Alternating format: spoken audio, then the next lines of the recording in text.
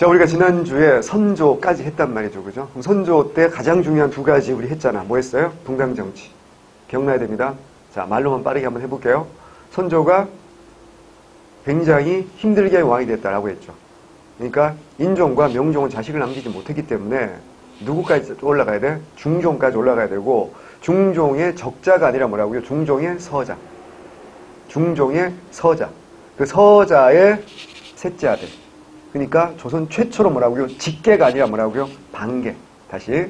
조선 최초로 직계 자손이 아니라 반계. 그러니까 적자가 아니라 뭐라고요? 서자. 서자 집안에서 왕이 된 사람이 누구야? 선조야. 그럼 뭐에 문제가 생길 수밖에 없어? 정통성이지. 그러니까 정통성에서 문제가 생길 수밖에 없는 선조 입장에서는 대단히 어때요? 조심스러울 수밖에 없고, 그리고 이런 사람들은 컴플렉스가 있을 수밖에 없기 때문에 속이 어때요? 좁을 수밖에 없다라고 했던 거 기억나죠? 그죠? 그래서 질투가 쩌는 사람, 질투를 여자만 하는 게 아니야. 속 좁은 남자들이 질투 얼마나 하는 줄 아세요? 그거는 그런 놈을 사귀어보면 알아. 그게 나거든. 그래서 어마어마합니다, 정말. 왜? 의부증이란 말도 있지만 의처증이란 말이 더 광범위하게 쓰는 말 아닌가? 그런 놈들이야. 부인이 못 믿어온 거지. 요만한 것도 다 간섭해야 되고, 가계부 쓰라 그러고, 막 10원만 안 맞아도 막 계산 다 다시 하고, 막 100원짜리, 500원짜리 동전 하나 장롱 밑으로 굴러 들어가 막 밤새 그 드러내는 그런 인간들이 있어요. 찌질하고 쪼질하고 소심한 놈들이 있어. 보통 A형이죠. 저예요. 그래서 다시 그런 스타일이 선조라. 그래서 내가 공부하다 보면 얘기했잖아. 선조는 정말 내가 싫어하는 캐릭터임에도 불구하고 이해가 너무 잘 돼. 그렇지. 나라도 그랬을 것 같아. 막 이런 스타일이 선조. 자, 이 선조가 1552년생이거든. 우리 나이로 16살에 왕이 되는 거야. 16살에. 1567년에 16살에 왕이 됐어요. 자, 그 무렵이면 얘기했잖아. 1567년이면 잘 생각해봐. 조선에서 마지막으로 훈장 받을 일이, 대규모 훈장 받을 일이 뭐라 했어? 1506년에 뭐라 그랬어? 중종 반정이었지. 그럼 1506년에 중종 반정이 마지막으로 대규모 훈장 받는 일이었으니까 1567년이면 벌써 몇 년이 지나? 60년이나 지났지. 그러면 그때 중종 반정 때 20살이었던 사람도 이미 80세가 됐기 때문에 얘기했잖아. 원래 삼국시대 때 70세가 넘으면 관직에서 물러나는 게 일반적이라고 했잖아. 그리고 평균 수명을 생각해보면 80세까지 산다는 건 정말 드문 일이잖아. 그러니까 훈구라는 애들은 거의 어때요? 사라져간다 이렇게 보면 돼요. 그 훈구가 사라진 빈자리를 이제 마지막 을사사화 때 보면 누가 채운다? 왕의 외가 쪽 친척 뭐라고요? 외척이지. 윤임이라든가 윤원영, 대윤, 소윤 같은 외척들이 권력을 가지고 있었지. 이 두 세력을 합해서 뭐야? 훈구와 척신 합해서 뭐? 훈척. 두 글자로 줄여서 뭐라고요? 척신이라고 했잖아. 근데 걔들은 어떠? 걔들도 점점 어때요? 세력이 약해지고 죽어갈 거 아니야. 그 빈자리를 채운 게 누구라고? 사림이고. 사림이 드디어 이제 권력을 잡게 되는데 문제는 훈구는 다수야 소수야. 훈장 받을 수 있는 건 대단히 어때요? 영광스러운 일이고 드문 일이니까 소수일 수밖에 없어. 근데 사림은 지방마다 사림에 뭐가 있다고 해서 공장이 있다고 그랬잖아. 사림은 거의 바퀴벌레 수준이라고. 그 사림의 공장이 뭐라고? 서원이라고 했잖아. 그래서 사림은 숫자가 대단히 많다. 훈구에 비해서. 근데 관직과 특권은 뭐 됐다? 한정돼 있다. 그러니까 어떻게 한다? 한정된 관직과 특권을 놓고 어떻게 한다? 숫자 많은 살인들은 어떻게 한다? 서로 싸울 수밖에, 경쟁 구도가 생길 수밖에 없고, 그때 경쟁할 때는 결국 뭐 하는 거야? 편을 먹을 수밖에 없는 거지. 개인의 능력이랑 한계가 있으니까. 편을 먹으면서 이제 서로 편가름이 나타나는데 이걸 두 글자로 뭐라고 한다? 붕당이라고 말한다. 외워야 돼? 그래서 선조 때, 선조 때 드디어 사림이 권력을 잡으면서 사림이 쪼개지는 게 이제 동인과 서인으로 쪼개지는데, 요게 쪼개지는 게 언제 그랬어? 1575년. 뭐라고? 을해년이야. 그래서 이걸 뭐라고 한다? 을해당론이라고 한다. 요때 싸운 두 사람이 누구라 그랬어? 심의겸과 김효원. 김효원과 심의겸이라고 그랬잖아. 그지? 그래서 얘네들은 싸우는 이유는 두 가지라고 그랬지. 첫 번째는 싸우는 이유, 제일 큰 이유는 한 가지야 사실은. 뭐라고요? 척신정치 잔재 청산을 둘러싼 갈등이고, 그래서 기존에 있는 척신을 완전히 몰아내고 우리 깨끗한 살인들끼리 정치하자라는 뭐야? 척신정치 청산의 적극적 의미를 파악해야 돼. 척신정치 청산의 적극적이다. 그럼 뭔 소리야? 누구야? 동인이야. 얘 누구야? 김효원 세력이야. 척신정치 청산의 소극적이다. 이게 누구라고요? 서인이고 누구야? 심의겸 세력이야. 그리고 얘네들은 또 뭐가 달랐다고요? 스승이 달랐다라는 거지. 그래서 크게 두 가지 기억나야 돼. 정치적 파벌과 뭐라고? 학문적 파벌. 그래서 이제 정치적 파벌은 항상 강경파, 온건파로 갈라지는 거고, 학문적 파벌은 누구의 제자냐라고 했을 때 여기 누구라 그랬어? 아침밥 선생님, 조씨. 여기 누가 있다 그랬어? 서경덕 선생. 그리고 이게 누구라고요? 이황이. 서경덕을 제외한 조식과 이황은 전부 다 어디 사람이야? 경상도 사람이야. 그래서 얘들은 무슨 학파라고 말한다? 영남학파라고 말하는 거야. 경상, 좌도, 우도라고 한다. 그런 것까지 모시고 돼요. 반면에 서인은 누구라고요? 우계, 성혼과 율곡, 이이잖아. 얘들은 뭐라고? 무슨 학파다? 기호학파다 라고 말한다 그랬죠. 자, 이런 상황에서 숫자가 많았던 건 누구였고? 동인이었고, 먼저 권력 잡은 것도 누구였고? 동인이었다. 먼저 붕당을 형성한 것도 동인이었다. 숫자가 많으니까. 근데 정확히 말하면 율곡이는 이 갈등을 조절하기 위해서 어떻게 한다고요? 노력을 하는데, 숫자 많은 동인들이 보기에 아니 저 율곡이 저 형은 왜 우리 편을 안 들어주지? 왜 저 척신 애들하고 연결된 애들 편을 들어주지? 이러면서 저 형 우리 편이 아닌가 봐. 그래서 점점 밀리는 거지 율곡이는. 그래서 뭐 사실은 밀려서 서인된 사람이 누구라고요? 율곡이다 라고 할 수 있어. 얘 말씀드렸잖아. 율곡이가 얼마나 당대 원탑이면 율곡이를 설명하는 게 뭐야? 구도 장원공이라는 표현으로 할 수 있다 그랬잖아.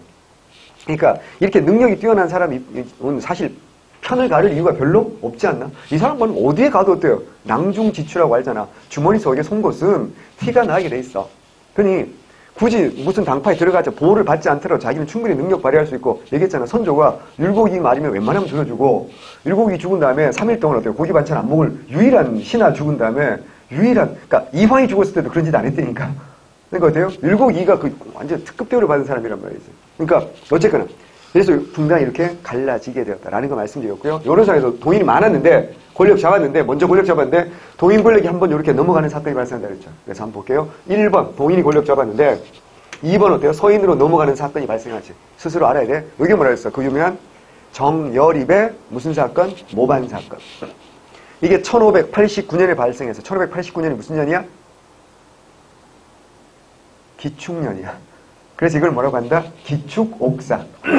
자, 출제자가 정여립 모반 사건이라고 낼 수도 있고 뭐라고 낼 수도 있어? 기축옥사라고 낼 수도 있어요. 이게 얼마나 어마어마한 사건인지를 제가 지난 시간에 충분히 설명드렸고 이 단일 사건 한 번으로 어떻게 한다? 무려 1000명이 넘는 선비가 죽었다라고 조선왕조 실록에 기록되어 있어. 물론 약간의 과장이 있을 수는 있지만 어쨌거나 그 정도로 큰 사건이었고 그래서 서인이 권력 잡고 드디어 서인의 두목이었던 정철이는 율곡이야 동갑이야. 1536년생이야. 그러니까 율곡이가 1584년에 죽은 다음에 이제 정철이 서인의 두목이다 이렇게 보시면 돼요. 그 정철이가 이제 드디어 뭐가 된 거야? 정승이 된 거지. 정승이 되고 어떻게 한다고요? 정철은 뭘 주체할 수 없냐면 두 가지야. 시와 술이야.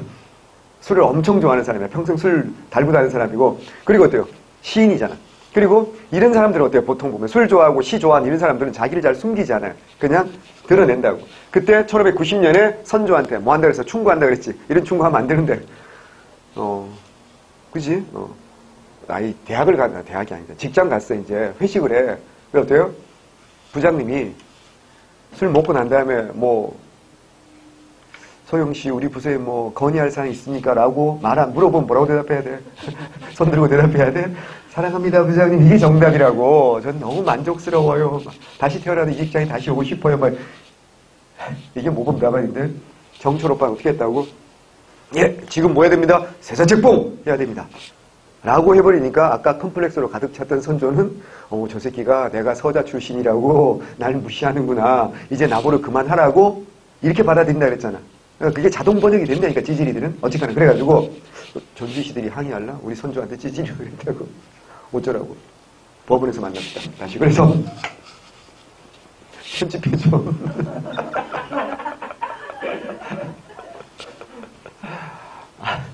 좀 바쁘잖아. 법원까지 갈 시간이 없어. 다시. 그래서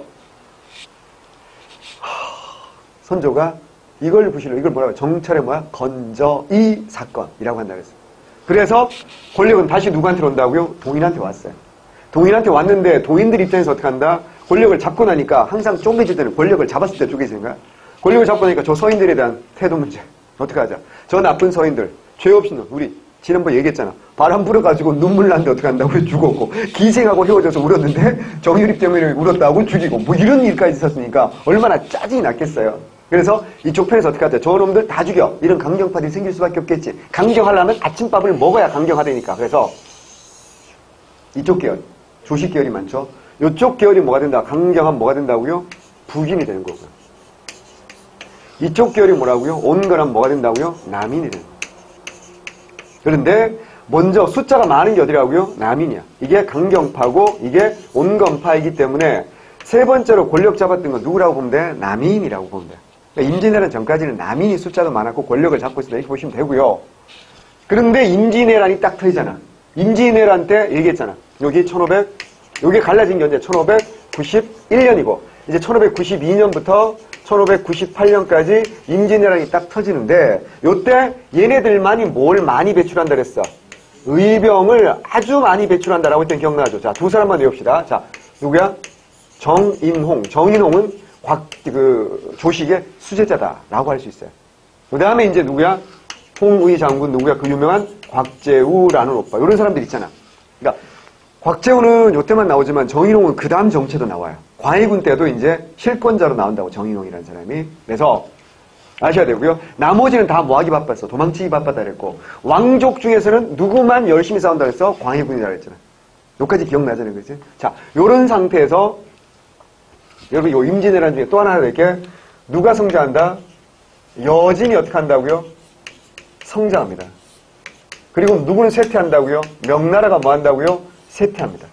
그 여진이 훗날 나라를 세운 게 뭐라고요? 후금이지. 누라치가 1616년에 나라 세우는데 1616년에 태어난 거 아니겠지. 1616년에 나라를 세우려면 어때? 이미 세력을 엄청 키우고 있어야 되지 않겠습니까? 그 누라치가요. 이때부터 세력이 엄청 컸어요. 사실은 임진왜란 때도. 그래서 우리 조선 선조한테 2만 명 구원병 보내줄 테니까 받을래? 선조가 어때요? 어떻게 오랑캐한테 그걸 받아요? 그래서 아니, 그래서 거절할 기록이 나와요. 실록에 보면. 그러니까 그 정도로 누르하치는 이미 세력을 키우고 있었다라는 거고요. 이런 상황 속에서 자 이제 선조가 1608년에 죽고 누가 왕이 된다고요? 광해군이 왕이 되는 거예요. 광해군이 1608년에 왕이 되는데 1623년까지인데 여기서 여러분 나라들이 그 대외적으로 뭐라 해야 돼? 1616년에 뭐가 세워진다? 금이라는 나라가 건국한다. 누구에서? 누르하치에서. 이게 굉장히 중요하죠. 그러면 누르하치가 후금을 세웠다는 얘기는 누구한테 이제 정면으로 도전한다는 얘기야? 명나라에게 정면으로 도전한다라는 얘기고 그럼 명나라는 어떻게 해야 돼 이걸? 응징해야지. 얘기했잖아. 중화잖아 중화. 그러니까 중국은 주변에 이민족들이 굉장히 많잖아요.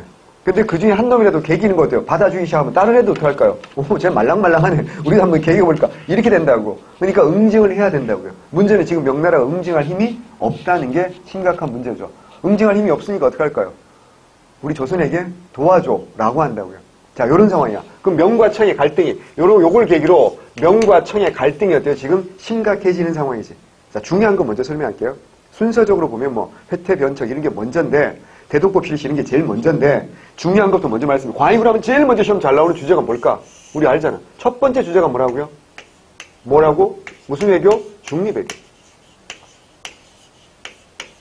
자, 광해군을 평가할 때 우리 이렇게 말합니다. 흔히 외교의 신, 내치의 비읍신 이렇게 평가합니다. 모르는데 어떡하지? 알려줘라. 외교의 신. 근데 내치는 앞에 한 글자가 더 들어가. 비읍으로 시작하는 글자. 장애인.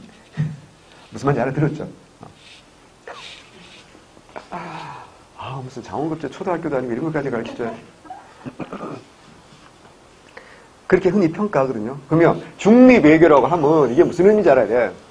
누구와 누구 사이라는 얘기야. 명과 청이 아니야. 청이라 그러면 안 되는 청이라 그러면 틀리는 거야. 아직은 청나라 생기기 전이지. 청나라는 1636년이고 그때 광해군은 사람이 있었지만 유배가 있었단 말이야. 인조반정 1923년 쫓겨나가지고. 그래서 명과 누구 사이에? 후금 사이에 중립외교인데 자,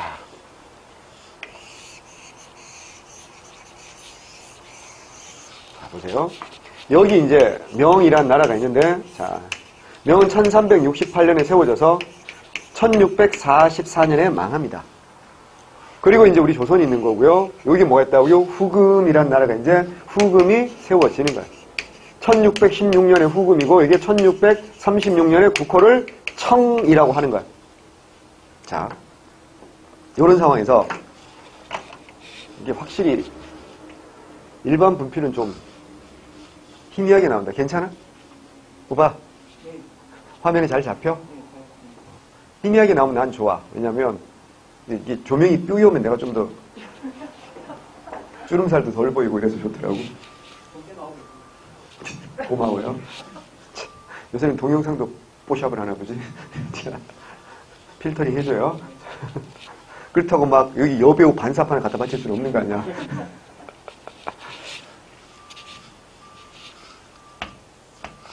이 두 나라가 갈등을 빚게 되는 건데, 자, 여기 이제 조선이 있단 말이야. 명나라가 원하는 건 뭘까요? 1대1로 싸워서 못 이기거든. 조선이 도와달라는 거야. 왜? 야, 명나라는 그렇게 주장할 자격이 있어, 없어? 있지. 아니, 불과 직전에 임진왜란때 도와줬잖아. 그러니까 생명의 은인이지. 아니, 명나라 입장에서는 그걸 지나치게 강조했던 사람이 있지. 누구야? 선조지. 선조는 뭐라 했어? 임진왜란 때 누구 때문에 이긴 거라고? 이순신 때문에 물리친 게 아니라 누구 때문에? 명나라 때문에 이긴 거라고 했고. 그래서 그 명나라를 끌어들인 게 누구야? 자신이기 때문에 결국 임진왜란을 승리를 이끈 건 누구다? 자신이다. 라는 주장을 했고, 그래서 명나라에 대한 의리를 끝까지 지켜야 된다. 그래서 이걸 제조지은이라고 그래요. 명나라에 대해서 제조지은이라는 말을 한 사람이 누구라고요? 선조야. 조정을 다시 만들어준 은혜야. 그러니까 요즘 우리말로 뭐야? 생명의 은이다 이런 뜻이야. 그러면 명나라를 끌어들인 게 누구라고? 자기라고. 그러니까 어때요? 조선을 지킨 건 누구다? 이순신이 아니라 누구라고요? 선조, 이쯤이 나야. 이게 누구의 논리야? 선조의 논리야. 기분 나쁘고 때리고 싶은데 딱히 반박하기도 쉽지 않은. 그러니까 얘기했잖아. 좋은 머리를 나쁜 것으로 정말 제일 잘 쓴 사람이 선조야. 또 이건 여담이지만 신하들이 자기 말을 잘 안 듣는 것 같아. 느낌상. 선조는 뭐 한 줄 알아? 선위파독이란 그래. 아들한테 물려주겠다고. 이걸 조선 27명의 왕 중에서 가장 많이 선위파동한 사람이 누구냐면 그게 선조야. 왠지 알겠지? 얘기했잖아. 취약한 정통성 이딴 식으로 어떻게 한다고요? 보완하려고 했던 사람이 바로 선조야. 선조는 공부하면 할수록 별로 마음에 안 들어. 그러면 이때 중요한 뭐냐면 명나라를 도와달라는 거고 후금 뭐야? 1대1로 맞짱뜨면 이길 자신이 있거든. 그러니까 내가 조선한테 뭐라고 하는 거야? 프리즈! 가만히 있어. 니네 가만히 있어. 중립을 지켜. 이게 후금이 원하는 거야. 그런 상태에서 우리 조선은 무슨 얘기를 했다고? 중립 외교를 한다는 얘기는 이 두 나라 사이에 가운데 있는 게 아니라 사실은 뭐라고요? 사실은 누구 입장으로 서는 거라고요? 후금 입장에 서는 거랑 마찬가지야. 그러니까 후금 입장에서는 무서운 건 딱 하나야. 명과 조선이 연합했을 때 무서운 거지. 1대1로는 누구라도 맞짱 떠서 이길 자신 있다. 이게 바로 후금의 생각이었어. 그래서 조선한테 프리즈 가만히 있어. 그리고 명나라는 뭐야? 도와줘 이런단 말이야. 근데 명나라가 도와줘라고 했을 때 자, 조선은 성리학 국가고 성리학에서 제일 중요한 게 의리와 명분이라고 그랬어. 은혜를 입었으면 어떻게 하는 게 맞아? 갚아주는 게 맞다. 라는 게 뭐야? 당연히 사대부의 생각이고 또 하나는 16세기 넘어가면서 지난주에 얘기했잖아. 훈구의 생각과 관악파 훈구파는 뭐라고요? 사대를 큰 나라를 섬기는 걸 수단으로 섬기는 거야. 왜? 그래야지 어떻게 한다고? 국가의 평화와 안정 그리고 국제무역 이게 유리하기 때문에 큰 나라를 섬기는 건데 사림들은 뭐야? 그게 아니잖아. 지가 진짜 짱깬 줄 알아. 뭐라고? 그걸 뭐라고 해? 소중하라고 하잖아. 그래서 중국을 섬기는 걸 명나라를 섬기는 걸 정말로 지 부모 섬기듯이 한다고. 그러니 부모를 도와주는 건 당연하지. 더구나 은혜까지 입었는데 이렇게 되는 거지. 그런 사람들이 다수인 상황이야. 이런 상황에서도 광해군은 어떻게 한다? 굉장히 돼요? 얘기했잖아. 다른 서인과 남인 같은 애들은 임진왜란을 직접 경험한 게 아니라 간접 경험했잖아. 다 도망갔으니까. 하지만 광해군과 북인은 이걸 직접 경험했기 때문에 이 전쟁이 다시는 있으면 안 된다는 걸 뼈저리게 느끼지 않았겠습니까? 그래서 뭐 한다고요? 중립을 지키려고 하는 거야. 문제는 뭔지 알아? 명나라가 가만히 있겠니? 구원병 보내라고 난리 치는 거야. 그래서 광해군이 이걸 뭐 해야 돼? 변명을 해야 돼. 구원병 보내라고 하잖아? 광해군이 뭐라고 하는 줄 알아? 아, 형님. 황제 폐하. 임진왜란 때 보셨잖아요. 우리 그 섬나라 원숭이들한테도 우리 쳐맞았어요. 그래서 황제 폐하가 군대 보내서 겨우 그 원숭이 물리쳤잖아요. 그럼 논리적으로 봐보자. 원숭이한테 맞은 애들이 황제 폐하 군대, 명나라 군대에 도움을 받아서 겨우겨우 물리쳤는데 아니 황제 폐하가 못 이기는 얘들을 어떻게 이겨? 아시잖아요. 우리는요. 조선 군대는요. 식충이 밥벌레예요. 이윤석, 한민관, 임정원 이래들만 잔뜩 모아놨어요. 전혀 도움이 안 됩니다. 라고 하자 명나라가 그래도 보내라고 합니다. 그러자 선조가 광해군이 이번에 뭐라고 하면 이번에 외교문서를 봤는데 제가 아무리 작은 나라지만 한 나라의 왕인데 아유 이게 병부 대신 문서 사인한 문서를 갖고 어떻게 제가 군대를 보냅니까? 저도 왕인데요. 황제 폐하가 직접 도장 찍어서 보내셔야죠. 그래 알았어. 다시 황제가 직접 도장 찍어서 보내면 그러니까 별의별 핑계를 다 대는 거야. 그래도 계속 안 보내니까 명나라가 최후의 통첩합니다. 뭐라고 하는지 아세요? 만약 이번이 마지막이다. 이번에도 보내지 않으면 내가 후금을 치기 전에 에피타이저로 니네부터 털어버리겠어. 이게 최후 통첩이야. 자, 이쯤 되면 어때요? 막 가자는 거잖아. 이쯤 되면 어때요? 안 보낼 수가 없는 거지. 그래서 보낼 수밖에 없는 거야. 이거는 광해군은 버티다가 보내긴 보내는데, 자, 뭘 알고 있었냐면 명나라 광해군은요, 여러분 생각보다는 업적이 많은 사람이야. 쫓겨나서, 결과적으로 쫓겨나서 그렇지. 여러분 광해군이야. 제일 큰 트라우마가 뭘까요? 임진왜란이야. 자, 대립군이라는 영화가 있어. 나중에 시간 나면 한번 보라고. 여진구가 광해군으로 나오는데 정말 잘 그렸어. 뭘 잘 그렸냐면, 우린 광해군이 막 내가 이렇게 설명하면 여러분 광해군이 막 되게 카리스마 있고 되게 멋지고 상남자. 얼어 죽을 1575년생이야. 전쟁은 1592년이야. 우리 나이로 몇 살이야? 18살이야. 18살. 너 18살 때를 한번 생각해보라고. 얼마나 찌질했니? 뭔 뭐 국가를 생각하고 얼어 죽을 그냥 중2병 안 오면 다행이야. 중2병 끝났으면 다행이라고. 그런 아이라고. 근데 그 아이 어깨에 너무 큰 짐이 짊어졌잖아. 임금 아버지는 어떻게 한다? 책임 회피하려고 뭐야? 조정을 둘러 쪼개는 거야? 분조해가지고 세자책구하고 분조해가지고 네가 실제로 떠맡아. 나는 그냥 도망가 했을 테니까 네가 백성들하고 싸우렴. 뭐 이런 애비를 만난 게 광해군 아니에요. 그러니까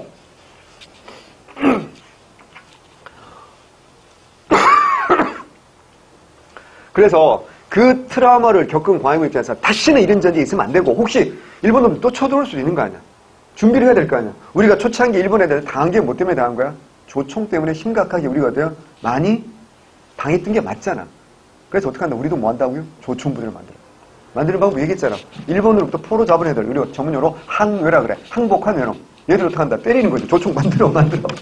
그럼 만들어 안 만들어? 내가 만들겠습니다. 이런 것들 열심히 잘 만들어요. 이래가지고 조총 부대를 무려 5,000명이나 길러놨어요. 이게 왜 중요하냐면 여기는 만주 벌판입니다. 우리 그러자. 광활한 만주 벌판 달려라 광개토대왕. 알죠? 만주는 벌판이야. 산이 별로 없지. 그러면 후금은 주로 무슨 부대야? 기병대란 말이야. 기병대. 말탄 기병이지. 말탄 기병인데 이거 스피드가 장난 아니잖아. 이걸 잡을 수 있는 건 뭐라고요? 스나이퍼밖에 없는 거야. 그래서 조선에 스나이퍼 부대를 요청한 거야. 이걸 알고 누가? 명나라가. 그래서 이걸 보내긴 보내야 되겠는데, 자, 문제는 지휘관이야. 여러분 지휘관은 육사 출신 보내면 돼, 안 돼? 화랑 출신 무슨 임전무태 미쳤니? 이거 우리 전쟁이 아니잖아. 막말로 짱깨 1, 짱깨 2의 전쟁인데 누가 이기도 우리하고는 별 상관이 없는 거잖아. 그래서 누굴 보내냐? 육사 출신 안 보냅니다. 정통 무인 출신 보내면 안 돼. 그래서 누굴 보냈냐? 강홍립이라는 사람. 야구야 돼? 누구야? 중립외교 하면 키워드가 뭐라고요? 강홍립이야. 강홍립이 발탁된 이유는 딱 한 가지입니다. 이 사람은 정통 무인 출신이 아니에요. 이유가 뭐냐? 이 사람이 중국어를 너무 잘해. 네이티브 스피커 수준이야. 이게 왜 중요한지 아세요? 어차피 우리 부대가 독자적인 작전을 하는 게 아니지, 가서. 뭐 하는가? 중국 명나라 부대에 배속돼서 작전한단 말이야. 그럼 그 작전회의 같은 데 참여를 해야 될 거 아니야. 문제는 뭐야? 통역 있고 이렇게 하면 어때요? 버퍼링이 생길 거 아니야. 그리고 말의 뉘앙스 이런 걸 잘 못 알아들 거 아니야. 그래서 완벽한 네이티브 수준의 중국어를 구사하는 강홍립을 보내가지고 분위기 파악을 잘해야 되는 거지, 전쟁에서. 그래서 뭐라고 하냐면 향별을 보아 결정하라. 향별을 보아 결정하라. 보통 어떻게 이렇게 파병할 때 어떻게 열심히 싸워가지고 우리 조선의 명예를 드높여라. 제조 지은을 갚아라. 뭐 이래야 되는 거 아니야. 근데 어때요? 향별을 보아 결정하라. 분위기 파악 잘해라. 이건 사실상 뭐한가 똑같아.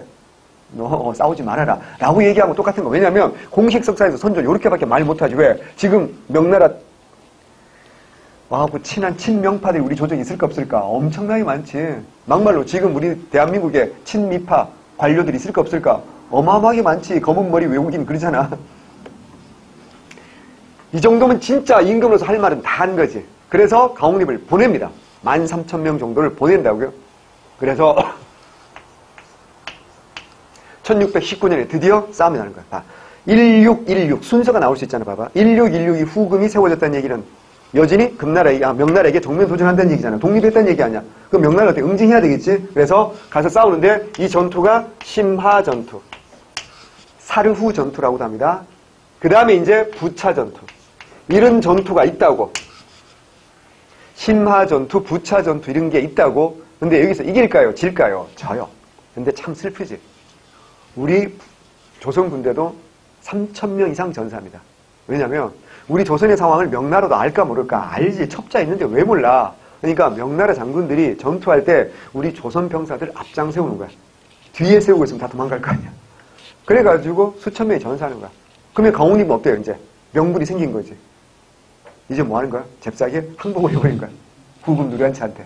그러니까 굉장히 많은 희생을 치르고 항복했기 때문에 명나라 뒤에서 보기 어때요? 조금 저 새끼 처음부터 항복하려고 온 것 같기도 하고, 상황이 저랬으니까 항복할 수밖에 없지, 이런, 그런 상황을 만든 거지. 그래서 형식적으로 포로로 잡히는 거야, 강홍님이. 후금에. 하지만 계속해서 몰래 뭐 한다고요? 편지를 보내가지고 상황을 계속 알려주는 거지. 그래서 어떻게 해? 우리 조선을 후금이 침략을 해야 하네요. 안 하잖아. 적어도 광해군이 왕 있는 동안은 침략을 안 하잖아. 그래서 어때요? 외교를 잘한 거야, 잘못한 거야? 굉장히 잘한 거라고 보지 않나요? 그러니까 외교의 신이라고 말하는 거야. 정말 희생을 최소화한 거지. 자, 3,000명 죽은 거 정말 안타까운 일인데 있잖아. 훗날 보자고요. 병자호란, 정묘호란, 병자호란인데요. 군인들도 죽은 것도 적지 않겠지만 문제는 민간인들의 피해가 어마어마합니다. 최명길의 지천지 비린데 보면요. 뻥이 좀 있겠지만요. 포로를 50만 명이 끌려갔다 그래요.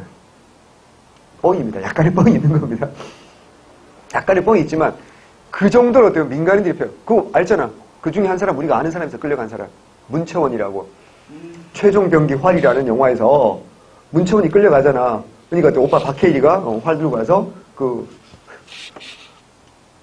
후금 청나라 죽이잖아. 누구지? 유승룡이잖아. 유승룡 몰라요. 유승룡 아저씨가 거기서 나왔어. 그 아저씨는 정말 대단하지, 그지? 그때는 여진적으로 나오고, 좀 이따가는 이제 명량에서는 구르지 마, 이렇게 나오고, 또 그전에는 뭐지? 7번 방의 선물에서는 밥으로 나오고, 이렇게 아주 훌륭하신 분이죠. 다양한 캐릭터. 또 하나. 이런 상황에서 이 동네를 완전히 빼앗겼단 말이야. 원래는 명나라가 이까지 지배하고 있었는데. 요 동네를, 군사 책임자가 있었어. 문룡이라는 애가. 얘가 뺏겼으면 일로 가는 게 정상인데 군인들 데리고 우리나라로 들어온 거야, 일부가. 그래서 여기 평안도 철산 앞바다 가도라는 섬에 주둔했어. 누구야? 모문룡. 모문룡이 가도에 주둔하는데 요때까지는 광해군은 어떻게 한다 그랬지? 이거 되게 암적인 이게 되게 애매한 존재야. 광해군은 모문룡을 좋아할까 싫어할까? 당연히 싫어하겠지. 얘는 너 와서 뭐 한다고요? 후금을 박살내겠다 이러고 있으니까. 광해군은 되게 애매하잖아. 그래서 불가근 불가온이야. 이게 중립외교야. 얘를 완전히 박대 쫓아낼 수는 없어. 왜? 그럼 명나라가 어때요? 니네 완전 후금 편에 붙었구나 라고 할 거 아니야. 근데 그리고 얘를 엄청 지원해주면 안 되겠지. 그럼 후금이 어떡할까? 니네 겉으로는 중립하면서 사실은 명나라 편이구나 이럴 거 아니야. 그래서 최소한의 식량만 주고 그냥 거의 방치하듯이 됐어요.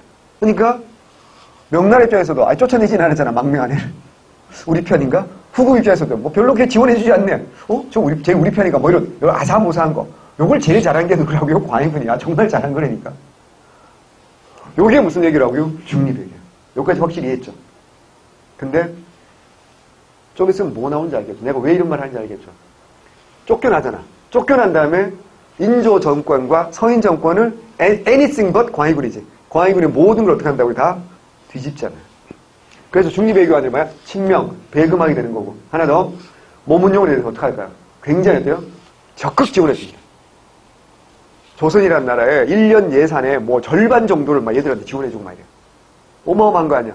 그럼 어떻게 하냐? 얘를 적극 지원해준다는 얘기를 누구한테 개긴다는 얘기가 똑같아. 후금한테 개긴다는 얘기가 똑같지. 그러니까 후금 입장에서 어때요, 이제? 제가 정권이 바뀌더니만 완전히 달라졌네? 이런 생각하겠죠. 또 하나, 인조 반정 때 1등 공신급에 공을 세웠는데, 알잖아. 삐져가지고 2등 공신 받아가지고 열받은 아이가 있어. 성격이 너무 괄괄한 아이가 있지. 괄괄, 이괄이지, 그치? 그래서 이괄이 난을 일으키잖아, 1624년에. 실패로 끝나고 그 남은 잔당들이 어떻게 한다? 후금에 가서 꼰지르는 거지. 얘들 이러고 있어요, 말고 이제. 그래서 걔들이 길잡이가 되기도 하지. 또 하나가 있어. 1626년에 후금에서 누라치가 죽고요. 누라치 아들 중에서 8번째 아들 홍타이시라고 있어. 이게 누구야? 그 유명한 청태중이야. 얘는 온건파가 아니라 엄청 강경파야. 얘가 황제로 즉위하는 거야.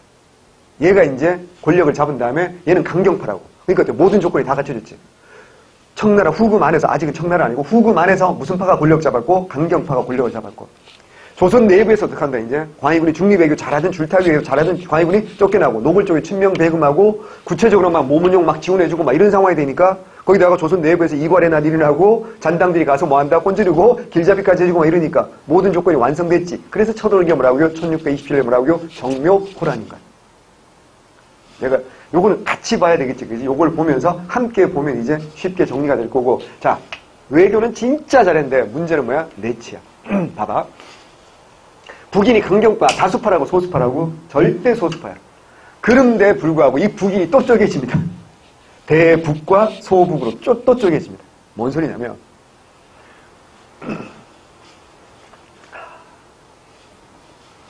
권력을 잡으면 어떡한다 그랬어 또. 쪼개지는 경우가 많다 그랬잖아. 그러니 더 어떡할까요? 숫자가 권력 잡은 게 누구냐면 당신은 대북이야. 대북. 그러니까 북인이 소수파인데 그게 또 쪼개졌으니 더 소수파 아니겠어요? 그래서 북인 7급에서는 이게 대북이라고 나올 수도 있어. 소수파가 어떻게 한다고? 권력을 유지하기 위해서 권력을 유지하기 위해서 어떻게 하냐면 독점하는 거예요. 그래서 모든 특권을 얘네들이 독점하고 상대편들에 대해서 출세할 수 있는 여지를 잘 안 주려고 하는 거야. 그러니까 이거는 정말 잘못하는 거라고. 짧게 보면 그러니까 어떻게 해야 되냐면 잘 생각해봐. 어쨌거나 우린 소수파잖아. 그런데 숫자 많은 서인과 남인들이 합법적으로 출세할 수 있는 공간을 열어줘야 돼. 예를 들어서 판서 중에 공조 판서 이런 건 별로 끝발이 없는 자리거든. 열어주는 거야. 정승 중에서 돼. 여의정 다음에 서일이 좌의정, 그 다음에 우의정이잖아. 우의정 같은 게 하나 주는 거지. 그러면 서인과 남인 중에서 애들이 무슨 할까? 북인 정권이지만 대북 정권이지만 내가 성실하게 노력하고 하면 저렇게 판서도 될 수 있고 정승도 될 수 있네. 이러면 어때? 사람들이 과격해져. 온건해져. 온건파들이 숫자가 많아져. 합법적으로 출세할 수 있네. 근데 그러기를 다 막아버리면 어떡할까? 이 생 망이지. 이번 생은 망한 거 아니야. 이 정권에서 틀린 거지. 사람들은 무슨 할까? 엎어버리자. 이런 생각할 가능성이 많고 그 다음부터 뭐 할까? 명분을 찾게 되는 거고. 근데 그 명분을 제공해 준 게 바로 북인, 대북. 권력 독점 크게. 자, 보세요. 하나는 뭐라고요? 폐모. 그러니까 중요한 거 먼저 합시다. 순서가 중요한 게 아니니까. 폐모, 살제. 이게 그게 다른 거고요.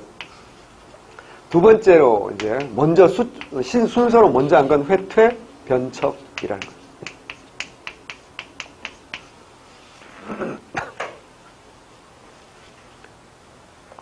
회퇴, 변척이 뭘까요? 문제가 일반적으로 9급 수준의 문제에서는 뭐가 나올 가능성이 많아? 폐모살제가 나올 겁니다. 하지만 조금만 더 깊이 들어가면 서울시라든가 하면 회퇴, 변척이 나올 수도 있어요. 회는 뭘까요? 회제, 이연적이에요. 퇴는 뭔지 알겠지? 퇴계 이황이지 뭐. 그렇지. 이건 이황이야. 그러면 무슨 말이냐면 봐봐. 지금 숫자로 절대 다수파가 남인이라고 했잖아. 그리고 남인이고 북인이고 떠나서 막말로 이 북인 계열도 크게 보면 뭐야? 동인이고 결국 같은 계열이잖아. 그러니까 이쪽 계열에서 그 왜 공자님을 성균관에서 모시고 제사 지낸다 그랬잖아. 그 문묘라고 그랬잖아. 그 문묘는 공자님만 제사 지는 게 아니라 공자의 제자들, 뛰어난 학자들 모신단 말이야. 그러니까 문묘의 제사를 모신다. 이걸 문묘 종사라 그래. 이거 어마어마한 영광이잖아. 그래서 이쪽 편이 사림들이 남인 쪽을 중심으로 김굉필, 정여창, 그리고 이제 조광조, 그리고 이연적, 그리고 이황까지. 요 5사람을 문묘에 종사하자. 이 정도로 훌륭한 분들이면, 그러니까 어쨌거나 얘들 다 뭐라고요? 사림이고. 사림에 엄청난 쿵구가 싸워가지고 어때? 희생했던 사람들이잖아. 그러니까 이 사람들은 문묘에 종사해서 제사를 받드는 게 너무 당연하다 이렇게 된 거야. 이게 받아들여져. 근데 정인홍이 삐진 거야. 왜 삐질까? 자기 스승님이 없잖아 지금. 누가 없어. 조식 선생이 없잖아. 그러면 정인홍이나 북인이 조금만 정치력이 있으면 어떻게 해야 돼? 왜 5현만 하냐? 6현으로 하자. 혹은 서인들 꼬드기면 되잖아. 니네 스승 이의도 있잖아. 이의도 이미 죽었으니까 율곡 이의까지 니네 스승 끼워서 우리 7현을 종사하자. 이러면 어때? 가능하잖아. 정치적으로. 근데 정인홍 어떡한 줄 알아? 안 돼! 그래서 우리 스승님 못 갔으니까 니네도 안 돼! 이걸 까버리는 거야. 그러니까 정인영이 하고 싶은 얘기는 뭐냐면 이황과 이현정이 그렇게 훌륭한 사람이 아닌데 문명에 올라가면 우리 선생님 조식까지 훌륭한 사람 당연히 올라가야지 뭐 이런 얘기를 하고 싶었던 거야. 근데 당시 후배 숫자 많은 남인들도 있고 그다음에 젊은 선배들 성균관 유생 이런 사람들이 보기 어때요? 이건 말도 안 되는 거지. 어떻게 이황 선생님을 저렇게 까댈 수가 있어. 우리 뭐 말도 안 된다 이래가지고 정인홍을 성균관 유생들의 출석부가 있다고 이게 청금록이라고 하거든. 여기서 파내버립니다. 그러니 혜태빈척을 시도했지만 성공하지도 못했고 결론적으로 말씀드리면 끝까지 조식 선생님은 문묘에 종사되지도 못했어. 왜? 북인 정권이었대요. 좀 있으면 뭐 할까? 몰락하지. 그 다음부터 권력을 잡지 못하지. 그러니까 이건 뭐라고요?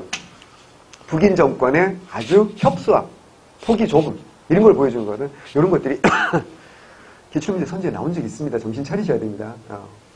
자, 그 다음에 이제 핵심 사건이 더 중요한 사건이 폐모살자 얘기했잖아.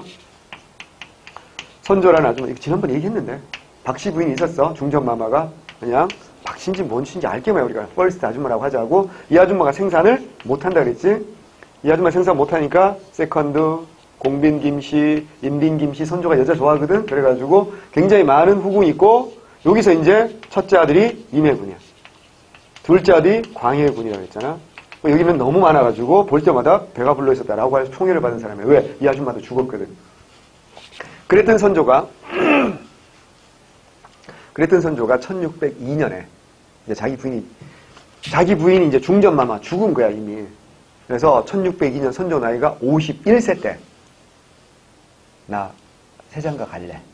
중전 자리를 오래 비워두는 건 말이 안 돼. 그래서 추천을 해봐. 이래가지고 다시 결혼을 합니다. F1을 다시 맞아듭니다. 선조 51세입니다. 이 아이는 몇 살? 19세. 그럼 깔끔하게 몇 살 차이? 32살 차이. 야, 이 정도면 미투 신고해야 되는 거 아닌가요? 어쨌거나. 그래서 더 놀라운 건 이 둘 사이에서 아들이 태어난 거지. 그게 누구냐면 영창대군이야. 영창대군은 1606년생이야. 선조는 1608년에 죽어. 이게 비극이지. 비극이 생길 수밖에 없는 거잖아. 이 애비가 14번째 아들이자 유일한 적자야. 그러니까 봐. 적자니까 얘는 뭐라고요? 대군이고. 얘들은 서자니까 뭐라고요? 군인 거야. 그지? 무슨 말인지 알겠지? 여기서 딸이 태어나면 땡땡 공주. 여기서 딸이 태어나면 땡땡 옹주가 되는 거야. 그러면 선조가 이미 얘기했잖아. 임진왜란에는 국가적 위상성에서 세자 책봉을 했지. 누구를? 광해군. 근데 영창대군이 태어나는 순간 어때? 생각이 달라지지 않겠니? 영창대군 자기 적자에게 물려주고 싶지 않겠니? 그래서 북인이 갈라지는 거야. 광해군을 지지하는 파가 대북이 되는 거고 이 영창대군을 지지하는 유영경이라고 했는데 걔들이 뭐야? 소북이 되는 거야. 왜 된지 손지는 알겠지? 영창대군이 형이니까. 그런 거 외우는 거 아니야. 그냥 한 번만 듣고 이해하시면 돼. 왜 중국에서 큰형을 대형, 따거 그러잖아. 그런 거야.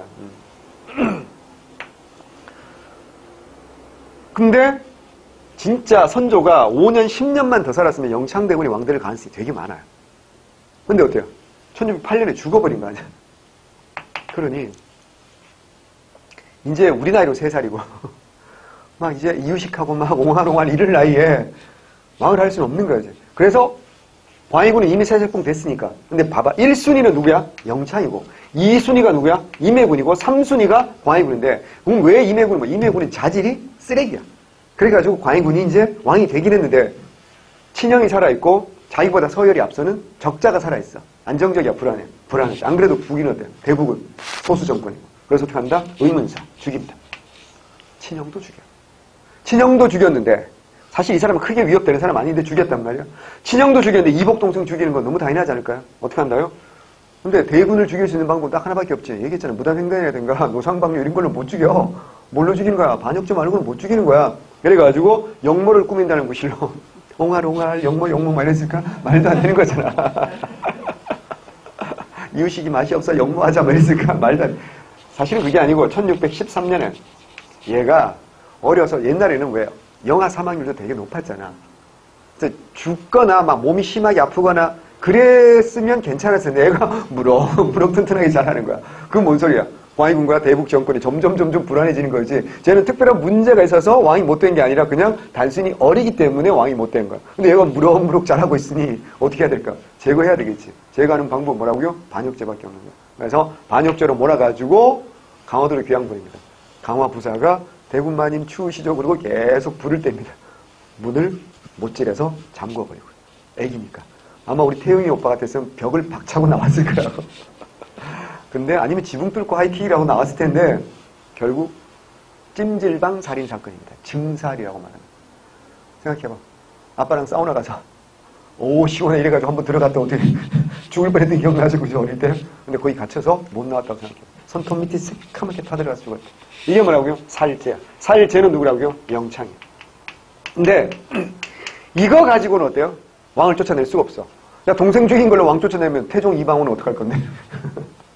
그러면 세조는 어떡할 건데? 수양대군은 어떡할 건데? 안평 죽이고 했잖아. 말이 안 되는 거거든. 진짜 결정적인 거야. 문제는 뭐야? 이 아줌마. 이 아줌마 우리가 뭐라고 한다? 임목대비라고 한다. 놀랍게도 임목대비는 1584년생이거든. 광해군이 1575년생이야. 엄마인데. 새엄마인데. 자기보다 9살이 어려. 이게 무슨 참 그렇지 않나요? 왜 그런 거 있잖아요. 재벌집 막 회장님이 막 부인 죽고 막 새로운 부인 얻어 막 예쁜 여비서 막 이래가지고 자기보다 어린애가 막 들어오고 막 이런 그런 되게 막 그런 느낌이잖아요 지금. 그러니까 광해군 입장에서는 이 아줌마가 왕실의 최고 어른이라는 게 굉장히 또 부담스럽겠지. 그리고 이 영창대군만 죽인 게 아니라 이 아줌마의 아빠 용모를 얘가 어떻게 혼자 할 거야. 그러니까 그 뒤에 배우설이 있어야 될 거 아니야. 그게 외할아버지 김재남 씨라고 이 집안까지 싹 다 죽여버린 거야. 그럼 이 아줌마는 돌아보겠지. 둘이 갈등이 심각하겠지. 그래서 어떻게 한다? 아버지의 부인이니까 어때요? 중전이잖아. 어떻게 한다고요? 지위를 박탈해버립니다. 지위를 박탈해버리는 거 뭐라고 한다? 폐모라고 한다. 당신은 더 이상 나의 어머니가 아닙니다. 이렇게 됩니다. 이 폐모는 누구라고요? 임목대비. 그러면 잘 봐. 조선은 무슨 국가? 성리학 국가지. 성리학 국가에서 삼강오륜 그러잖아. 충신, 효자, 연려잖아. 거꾸로 말하면 얘기했지. 상강오륜을 어긴 죄를 무슨 죄라고 한다? 강상죄라고 해. 자, 잘 생각해봐. 우리 앞에서 했어. 반역죄와 강상죄는 어디서 다스린다고? 의금부가 다스리는 거야. 그러면 강상죄는 무슨 죄하고 똑같은 거야? 반역죄하고 똑같은 거야. 그러니까 자식이 부모를 죽인다. 이거는요. 반역죄하고 똑같이 다스리는 겁니다. 의금부가 다스린다고. 그리고 그 고을 자체가 어떻게 한다고요? 호칭이 강등됩니다. 예를 들어 군이다. 그럼 어때요? 현으로 강등됩니다. 수령은 파면 됩니다. 당연히. 그 정도로 의리 명부를 강조하는 조선에서 이런 왕실에서 이런 일이 벌어졌다. 이거는 모하기가 참 좋은 거야. 반대 입장에서 구실로 삼기가 너무 좋은 거지. 봐봐. 이 중립외교라는 게 딱 보라니까. 의리와 명분, 의리 명분과 실리 중에서 뭐를 챙긴 거야? 명분은 챙겼지만 뭘 챙기지? 이 미쳤구나. 명분 대신 뭘 챙긴 거야? 실리를 챙긴 거 맞지? 근데 여기서도 뭐 한 거야? 명분을 완전 잃어버렸지.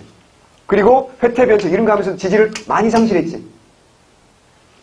이러니 반대 세력이 어때요? 공격할 빌미가 충분히 되었다라는 겁니다. 외우셔야 됩니다. 세 번째, 무리한 토목공사. 많이 합니다. 근데 요번은 두 가지 측면이 다 있어요. 그럼 어떡할 건데? 다 불탔잖아, 궁궐이. 뭐 어떡해? 캠핑하니? 아니, 캠핑할 수는 없잖아.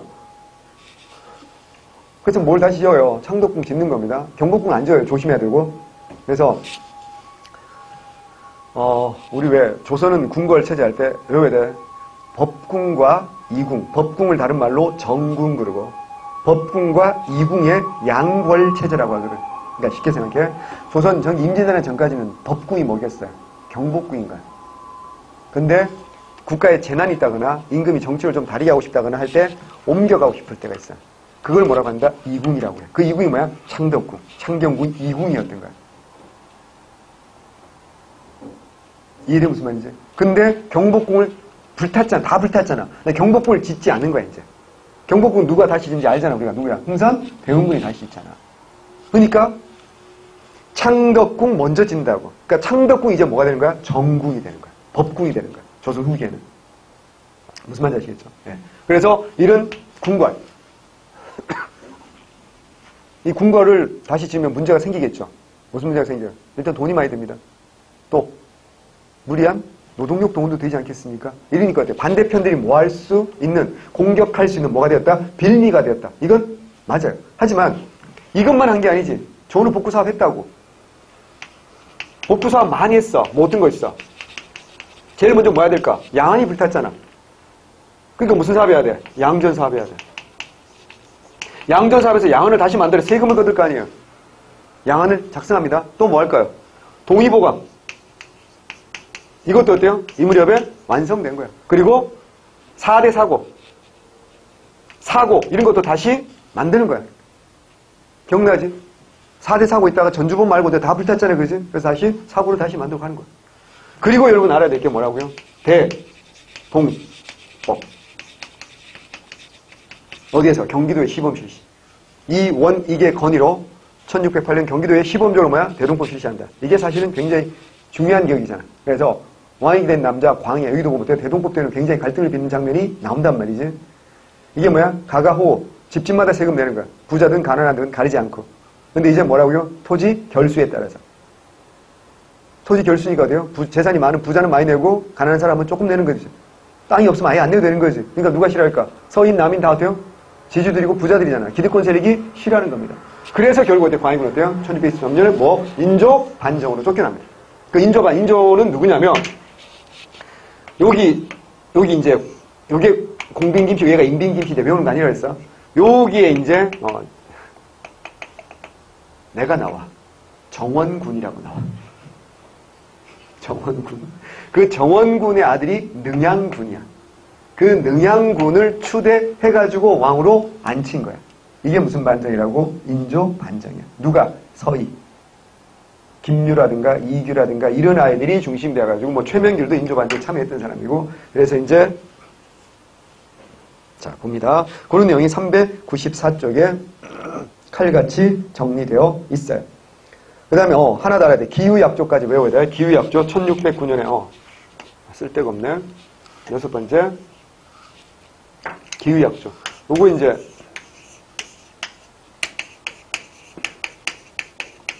오늘 숙제 첫 번째 숙제는 광해군 다시 한번 정리하는 거야. 숙제 이제 숙제할 거야. 광해군 정리 다시 한번 해서 봐. 기후약조는 뭐냐면 일본과 다시 뭐한다? 무역을 재개하는 겁니다. 그래서 동평관은 폐쇄하고요. 일본 사신이 오면 맞던 서울에 있는 만든 게 동평관이야. 여진 애들이 오면 이제 북평관에서 맞았고 여기는 동평관이거든. 명나라 사신이 오면 태평관이라고 있습니다. 이걸 폐쇄해버린다. 서울로 오지 말라는 거지. 부산포에만 외관 설치해서 세견서 20척과 세사미도 100석으로 제한합니다. 이런 거 시험에 잘 나오니까 외우셔야 됩니다. 그리고 인조 반정으로 쫓겨납니다. 폐모살제 밑에 나와 있죠. 읽어보셔야 됩니다. 시험에 굉장히 잘하는데 이게 개축일기라고 나오죠. 1613년이 무슨 년이야? 영창대군과 외할아버지 이래들 다 죽였다고. 이게 뭐야? 개축옥사라고 하는 거야. 이걸 영창대군 죽이는 걸 개축년이야 이때가. 그래서 개축옥사. 옥사 많다. 아까 정여립의 모반 사건을 뭐랬어? 1589년이었지. 기축옥사. 요건 이제 개축옥사. 헷갈리지 말고. 그리고 뭐 자세히 보면 영창제국과 7서의 옥이라고 있는데 7명 서월들이 어쩌고 저쩌고 하는 얘기 나옵니다. 그냥 한 번만 읽어보시면 됩니다. 이건 사실은 뭐 대북파 이이첨 이런 사람이 공작 정치로 사건을 키웠을 가능성이 더 많은 사건인데 그냥 한 번만 읽어보시고요. 북인의 분열도 제가 왼쪽에 정리했으니까 한 번만 보시면 됩니다. 광해군은 워낙 중요한 사람이고 중립외교 요까지 설명을 해야 되기 때문에 설명이 좀 길었고요. 자, 전후 복구에서 본문에서 양전사 말씀드렸고요. 대동법 실시 말씀드렸고요. 자, 알아야 돼. 자, 선해청을 설치했다는 거 해야 돼. 선해청. 토목사업 창덕궁 있고요. 경희궁 있죠. 창덕궁, 경희궁 이거 말고도 이제 궁궐을 만드는데 창덕궁 뭐야? 동궐이라고 합니다. 동궐. 경희궁은 서궐이라고 하죠. 서궐. 이때는 원래 경덕궁이라고 불렀다가 영조 때 경희궁으로 이름이 바뀝니다. 그 다음에 사고를 정비한다든가 동의보감 편찬한다는 거 나머지 다 설명을 드렸으니까 한 번만 읽어보시면 됩니다. 중요하니까 제가 오래 설명한 겁니다. 조금만 쉬었다가 이제 인조, 현종 다 하겠습니다. 뭐 예속 논쟁 이런 거 해야 되니까요. 예.